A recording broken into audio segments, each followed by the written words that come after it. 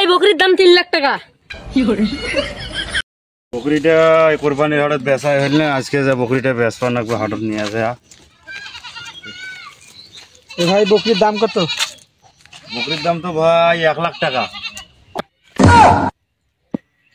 ভাই কি কন, এই বকরির দাম 1 লাখ টাকা?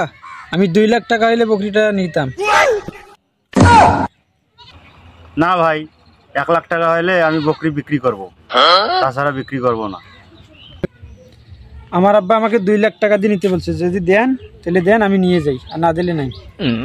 না ভাই, হবার নাই। 1 লাখ টাকা হইলে আমি বকরি দেবো, না হইলে দেবো না।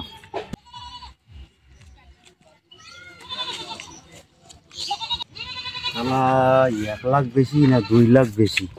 2 লাখে তো বেশি রে, আমি তো ভুল করি ফেলানো। এবার যাই বকরির দাম করবে, ওটা এবার 3 লাখ টাকা চাই। এ ভাই, হ্যাঁ বকরি বেচেন? হ্যাঁ ভাই, বকরি তো বেচামু। বকরির দাম কত? 3 লাখ টাকা ভাই, 3 লাখ।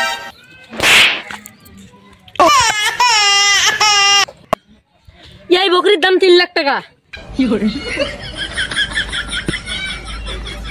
মেয়ে বকরি খাকলে লাগা বকরি, এর দাম তো 5 লাখ টাকা হওয়া দরকার।